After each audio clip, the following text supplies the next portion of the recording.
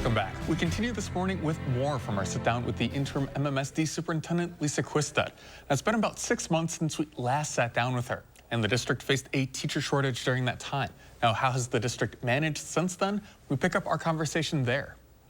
Now, it's only been 6 months, but have you seen any progress? You have a sense of what the future will look like on that staffing issue? Yeah, that's a great question, and the district has made great progress in that area. First of all, I'm really proud to say our human resources department is staffed up. We have people in positions, and we're working through systems and structures to get new hires through the process and in place as efficiently as possible. So one of the pieces that we really tried to focus in on this year was also about really supporting hiring managers, principals and internal hiring managers with the tools and resources that they needed to get the best people in classrooms as possible. The Board of Education made a significant investment in staff salaries as a strategy to attract and retain teachers to the school district. And I commend our school district for making that investment and sending a clear message to our teachers and our community that teachers matter, and we want to keep teachers here in the city of Madison. So that move that the district made, I think was really important as a signal of confidence and just real trust in our teaching staff. So we are nowhere near the point that the district was at a couple of years ago during pandemic and then just post-pandemic when those vacancies and shortages were very sharply felt. We are in a much better place now, not perfect, but a much better place. We currently are engaging in the staffing process for 24-25. So I just left a meeting this morning to finalize school staffing levels, looking at enrollments. It's really important right now that we get schools staffed up and ready for 24-25. We don't want to chase after vacancies, we want to get after them early. So that process will get underway for 24-25 in the next month here.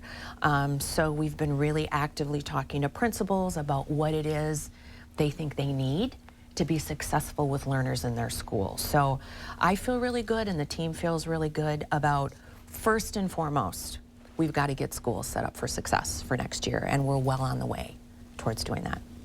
And just overall, is the district still recovering from the pandemic? How is kind of catching up from that deficit of learning looking like? So we are definitely still thinking about the strategies that we've put in place with the help of the ESSER funds, right, that came through all the federal money during COVID. We are really working as we build this budget out for this year about what strategies and supports we need to still have in place for students moving forward who are still making up for some of those opportunity gaps.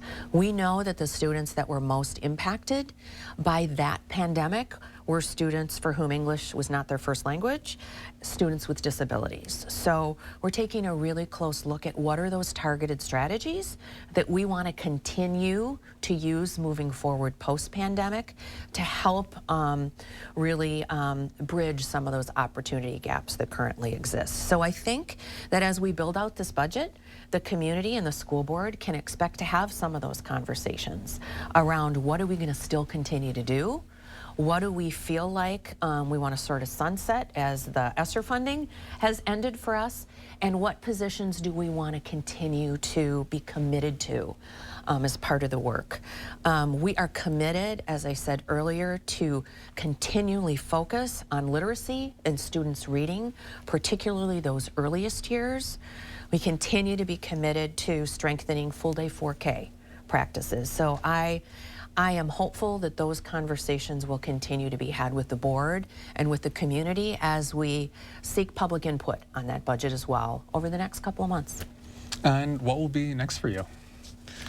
Next for me, so immediately, there is still work to do in the next 5 months, and we still have children coming.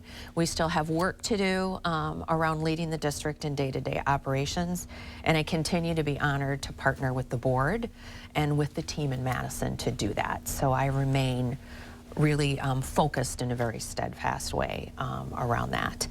And then I'm thinking about how to best, as our new superintendent comes on, how to best allow for that superintendent to come in and be day one ready. And to also learn about the district in some way. I would anticipate there'll be a very intentional transition, as I had when I came in, because this is an incredible opportunity for this school district. You know, for boards of education to hire a new superintendent, sometimes that can be a once-in-a-lifetime opportunity.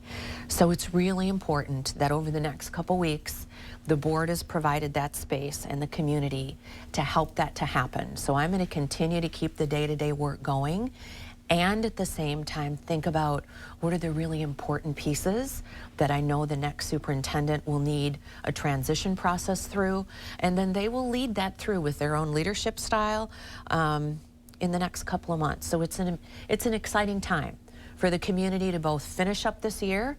Right, we want our kids to finish this semester strong. We've got kids that are looking forward to graduation. We've got kids that are looking forward to going to middle school, leaving elementary school, and I want to be sure that's the best that it can be for our little ones and for our graduates. So it's both this short-term immediate, make it the best year it can be yet, and helping to plan for the next leader.